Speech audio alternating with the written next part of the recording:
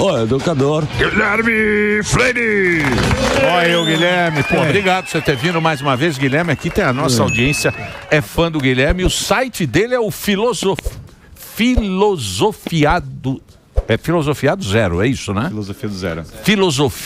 Filosofia do Zero, porque é tudo junto. Tudo junto, é. Filosofiadozero.com.br, o site do Guilherme. Você também pode ir no Instagram dele, que tem o caminho, aí fica mais fácil. Guilherme FCL Freire.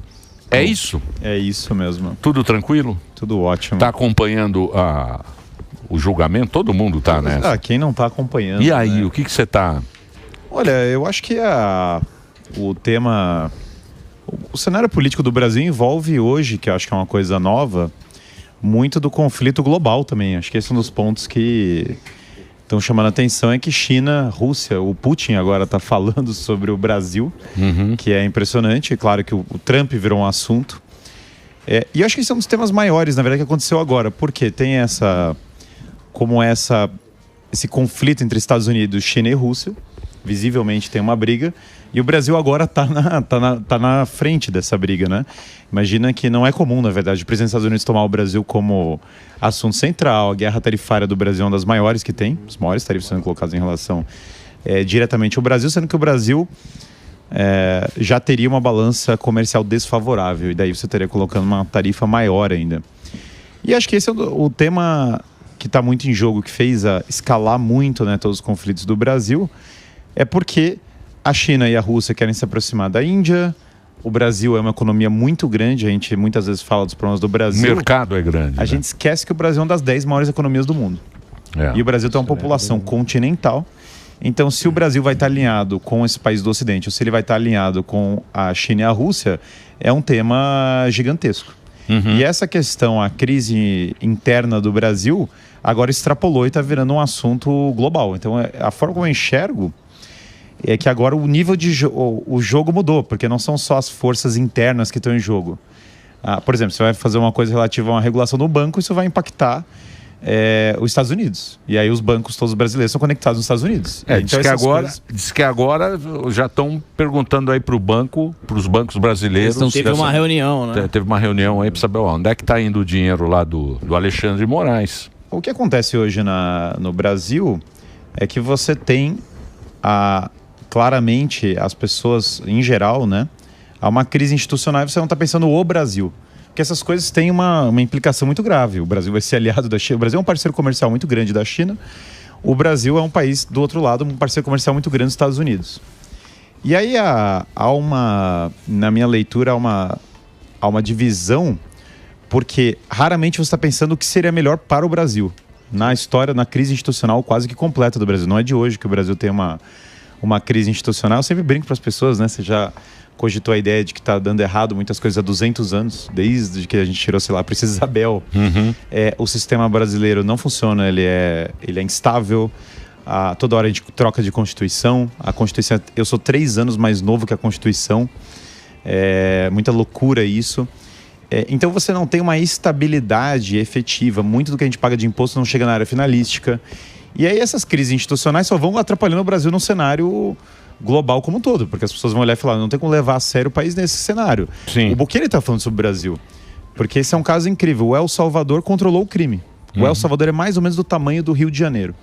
O El Salvador saiu do país mais violento, um dos países mais violentos do planeta e disparado o país mais violento da América Latina, para menos homicídios do que o Canadá, em 3 anos. E aí ele falou, olha, o crime no Brasil, ele é maior que no El Salvador, claro. Mas o Estado brasileiro também é muito maior que o El Salvador. Sim. Os recursos do Brasil são muito maiores. Então ele falou, é claro que tem como combater o crime. Então o Brasil, você começa a olhar coisas meio básicas, que e essas perguntas que tinham que estar sendo feitas. Por que a maior parte do imposto que a gente paga não chega na área finalística? Pergunta seríssima. Depois, por que a nossa taxa de impostos é tão alta, da mesmo modo, se não se entrega o resultado proveniente disso? Você não resolve, você não tem alto desempenho na educação e tal. Depois, o crime é descontrolado. Nós temos uma das maiores taxas de crime do planeta. E aí nós estamos brigando uma briga institucional interna quando nenhum desses problemas está sendo resolvido. Então o Brasil, sei lá, a gente não tem uma indústria nacional, a gente está importando todos os carros da China sem ter propriamente um carro do Brasil. Sim. Engenheiros qualificados. Já tentamos fazer. Gurgel, mas a gente sabota os nossos. Toda pessoa que chega se destacando no Brasil, a gente sabota. Então, mas eu posso tentar encontrar uma resposta para algumas das perguntas que você fez. Por exemplo, para onde vai o dinheiro arrecadado do Brasil? Porque eu acho que nós temos dois Brasis. O Brasil nosso que paga os impostos e o Brasil, por exemplo, vou dar um exemplo aqui, ó. O STF gasta mais que a família real britânica. Porra. A família real britânica, ela tem 1.133 funcionários e ela gasta 645 milhões de reais. O Supremo tem 11 ministros e 1.200 funcionários e gasta 897 milhões de reais. Tá aí uma das explicações por que é que o dinheiro não vai para onde precisa. Do STF, hein? STF. Os gargalos são gigantescos. Claro que o Brasil é um dos países... A máquina pública no Brasil é absolutamente infinita. Deus do céu, né? A gente gasta mais com o judiciário do que com toda a defesa, com pesquisa e tecnologia. Sabe que eu tive a experiência de ir no IME, né? E aí você chega em grande parte das inovações do Brasil partiram do IME. E aí chega para os meninos, tinha 400 meninos lá na palestra, os meninos fazendo barra, depois discutindo impulso eletromagnético. Eu falei, claro que dá certo, o cara acorda às 6 da manhã, faz barra e fica discutindo tecnologia. O que acontece é que a gente gasta horrores em, sei lá, departamentos de sociologia aleatórios que não estão entregando nada relativo de efetivo em grandes quantidades. Então você tem reajuste de juiz infinito, tem dinheiro que vai, corrupção em infraestrutura e tantos lugares que o dinheiro é desviado. É o cara andando com 3 Rolex que teoricamente estaria cuidando do Bolsa Família, sei lá, é o cara andando com 8 Rolex na mão. É a corrupção local. Então o dinheiro não chega lá. E o Brasil ele é construído como uma superpotência, mas ele é governado como se fosse o caos absoluto. Então você pega o Brasil, é um país com recursos raros. O Brasil, ele tem nióbio, esse negócio é um negócio que é feito para fazer microchips, semicondutores. Basicamente, vários das terras raras e dos recursos fundamentais. Alguns deles na Amazônia, inclusive, que é um dos temas. Porque em Minas, alguns deles nos lugares que essas ONGs falam, vamos salvar a Amazônia. E, curiosamente, o lugar onde ela vai salvar a Amazônia é onde tem as terras raras. É sempre esse fenômeno. Minas tem demais, vários dos recursos do desenvolvimento tecnológico do mundo são no Brasil. E é óbvio que todos esses países estrangeiros, eles estão pensando nisso. Eles sabem que o Brasil tem recursos decisivos, uma economia decisiva, então eles têm interesses variados aqui. Só que como não tem o mínimo de unidade no país, porque a gente está na autodestruição, você não resolve o crime, não resolve a economia, e aí fica o país do futuro. Não é porque não tem o potencial, a população, mas é pela crise política e ideológica.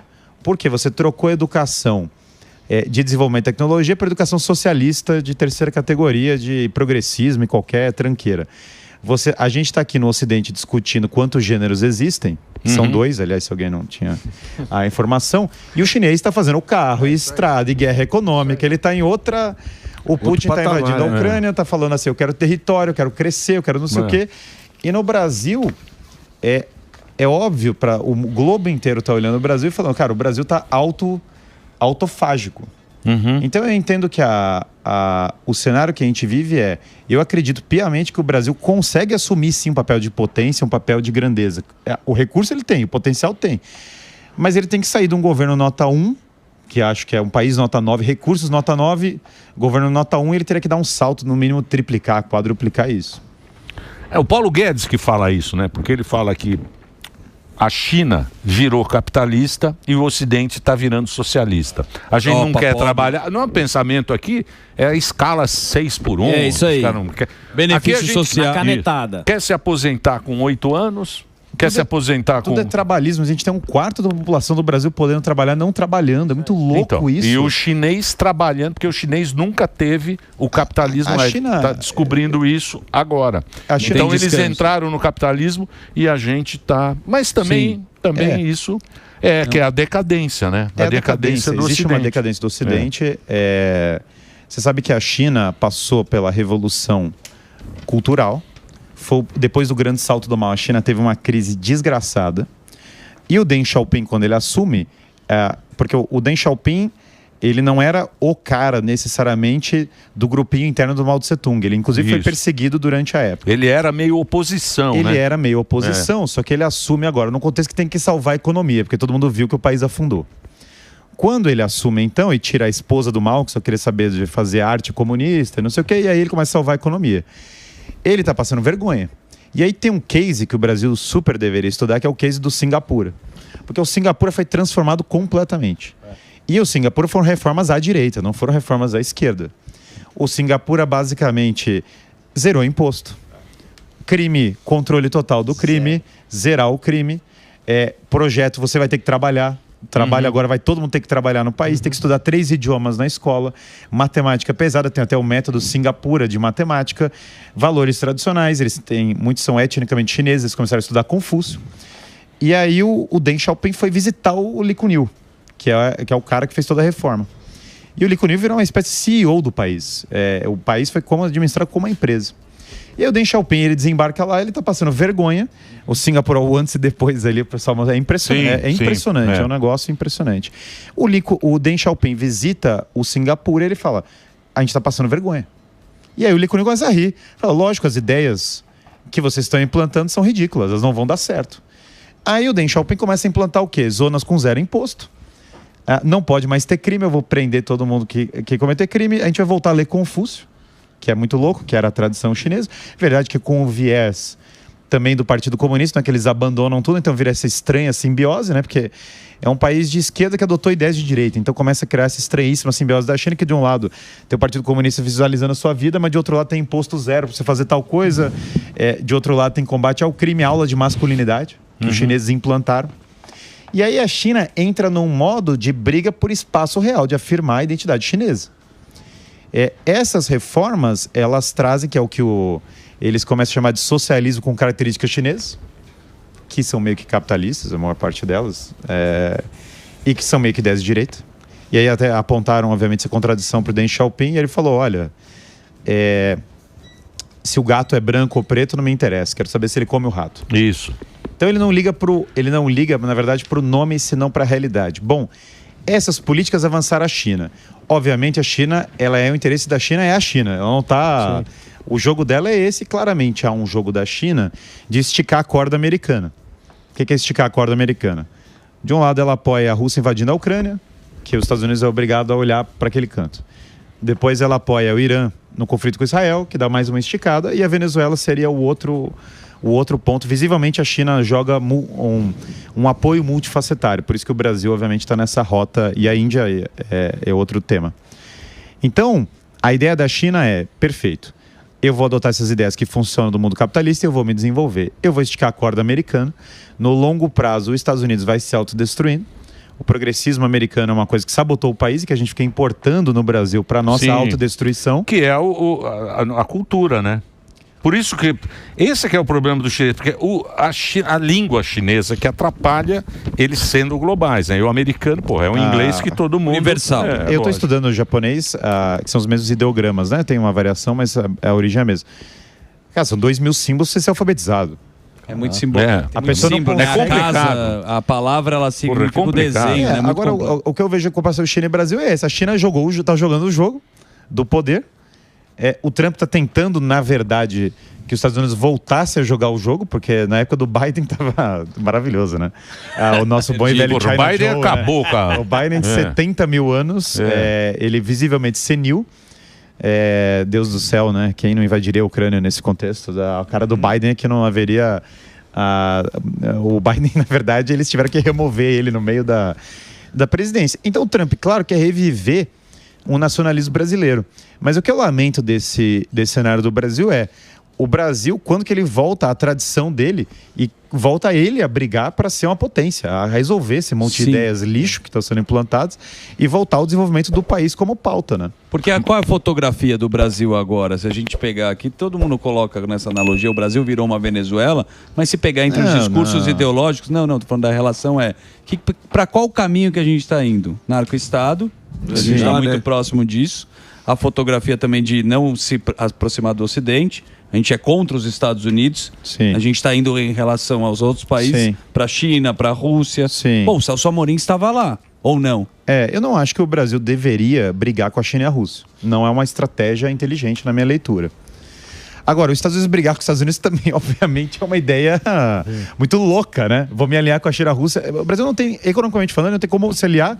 Só um detalhe, tá? Ele não tem como fechar com um lado contra o outro, porque isso é muita loucura. E o Brasil está fora da rota de colisão desse conflito. Naturalmente, a gente está se colocando nessa rota.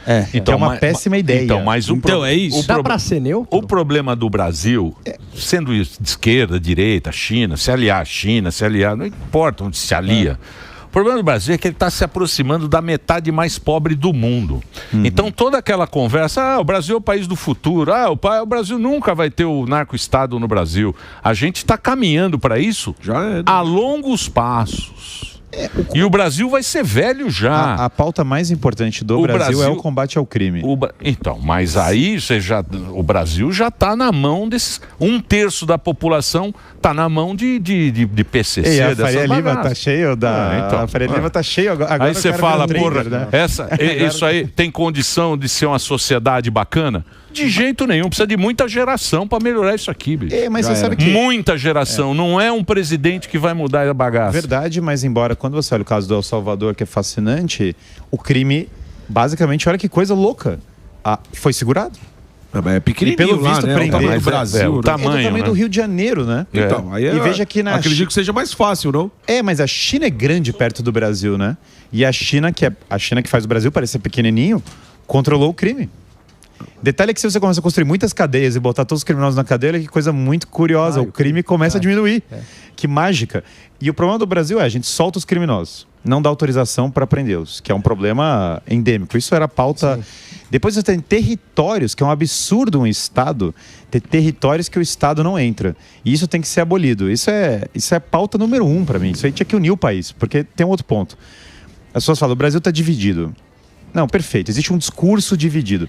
Mas se você pegar a população do Brasil, quantas pessoas do Brasil são contra o combate ao crime?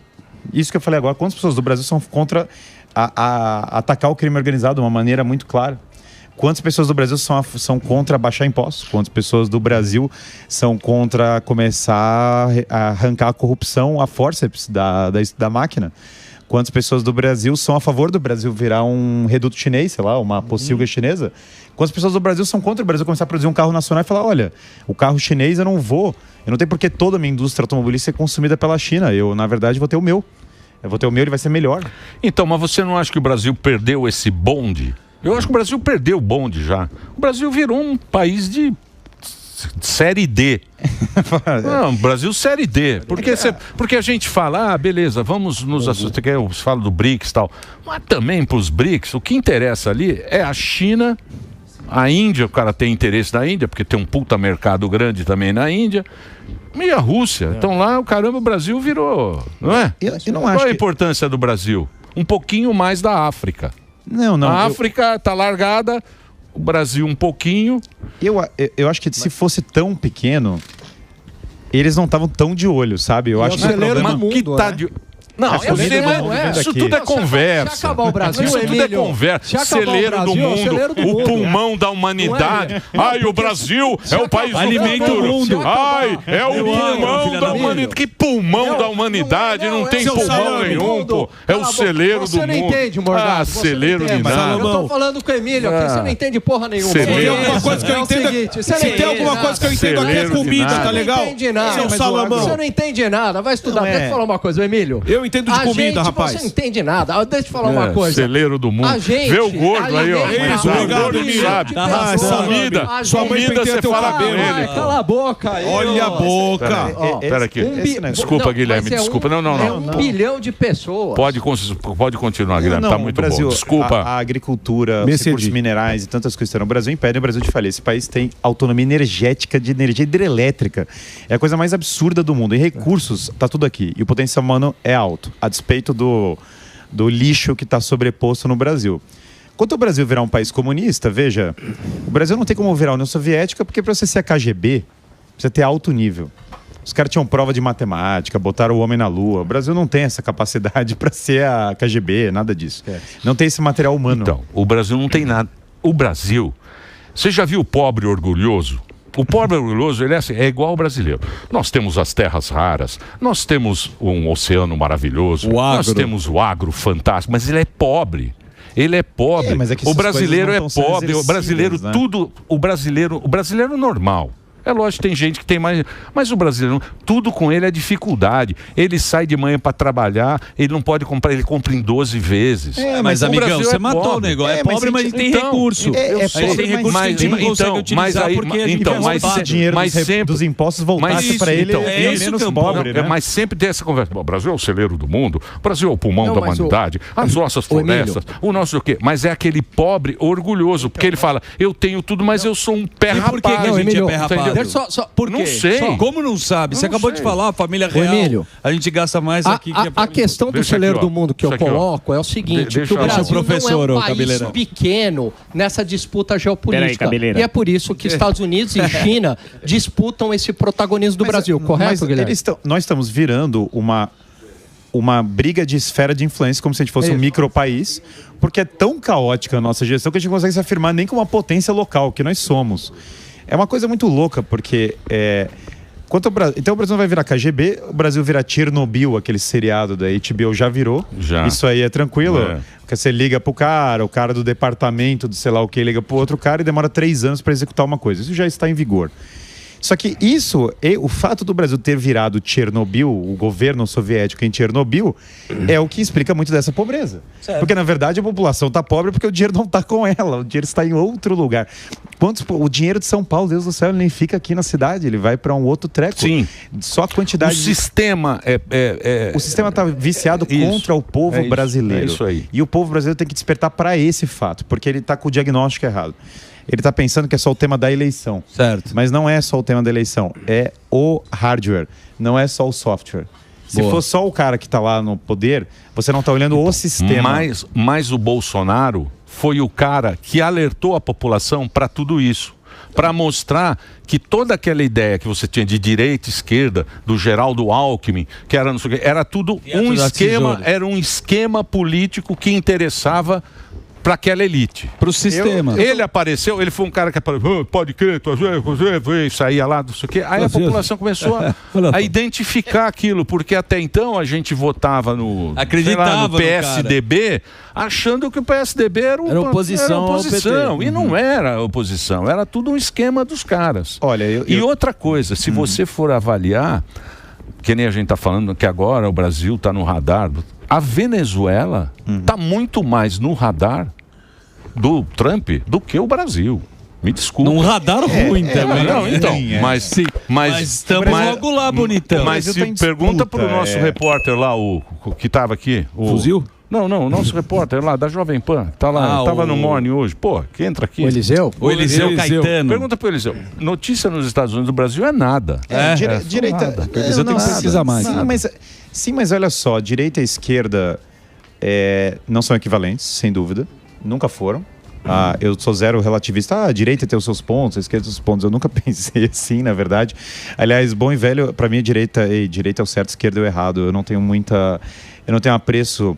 Alguém pode falar, a esquerda é sobre ajudar os pobres, eu nunca caí nessa, dá pra ver claramente que não tem nada a ver com ajudar os pobres. A esquerda basicamente tem a ver com desconstruir os valores, tem a ver com as pessoas não trabalharem e quererem recursos, que é uma impossibilidade lógica, e com as pessoas pregarem uma igualdade que simplesmente não existe, porque na verdade você precisa ter hierarquia e ordem em família, e pessoas minimamente estabelecidas para ajudar as pessoas, que tem que ajudar os pobres, mas o jeito que você ajuda os pobres é com bons valores e com um sistema econômico funcional, óbvio, com caridade real, não com caridade instrumentalizada. Dado que a esquerda é ruim, a questão é que ainda, eu entendo que a direita brasileira tem que dar um salto de consciência do tamanho da briga, porque, claro, todas as pessoas sempre têm... O tema da direita no Brasil apareceu, agora certo. Tem a direita no Brasil, antes nem era uma... Isso. Como você falou, a gente teve... A eleição era o Serra e o Lula e a Dilma. Serra e Dilma, porra. Era assim, era um negócio que... Serra e Dilma. A direita não existe no radar. É isso aí. Então tem níveis de consciência. Agora, muitas vezes o problema da direita é que ela está só reativa em relação ao que a esquerda está fazendo. Se você pegar o exemplo do Singapura que eu citei, tem um projeto claro do que tem que ser feito. E isso está faltando ainda. Tem que ficar mais claro. Falar, nós precisamos fazer isso aqui. O que eu falo fazer isso aqui? Nós precisamos reduzir os impostos dessa maneira, nós precisamos combater o crime dessa maneira, nós precisamos começar a mudar a educação dessa maneira. Porque isso vai mudar o paradigma, vai começar a unir o país. Porque o problema é que hoje é tudo reativo. Então, beleza. O cara tem lá e aí, novamente, eu não sou... Deus do céu, eu sempre sou direita e não esquerda, entendeu? Mas a questão é que se você fica só reativo e você não propõe, você não tem como vencer. Uma proposta. Porque para vencer a sua proposta tem que ser executada. O Bukele, que não é longe de ser perfeito, isso não é o tema, não estou querendo exaltar, mas ele tinha uma proposta clara em relação à segurança e essa proposta foi aplicada. El Salvador não é o Brasil é muito maior. Mas a gente resolve o crime no Rio. Retoma o Rio de Janeiro. Que eu acho, e é o principal tema do Brasil hoje, é a criminalidade. Esse que é o problema dele, por favor, pode colocar @Guilherme Guilherme FCL Freire. Guilherme FCL Freire. Você pode, eu tive que entrar ali, ó, e ali é um teste de visão ocular. O cara não vai lá, eu tenho que ir lá e tá pequenininho lá. Muito Guilherme FCL Freire. E o site filosofiadozero.com.br, o nosso professor aqui. Porra, Guilherme, obrigado por você ter vindo. É isso, minha Espero alegria. que você volte sempre aqui pra gente, pra Estamos aqui bater do lado, um papo. Pra mim é minha alegria. Trocar uma ideia, vamos falar mais desses projetos aí que você tem, que são muito bacanas. Obrigado pela sua participação. Muito obrigado, uma alegria ter aqui com todos vocês. Valeu.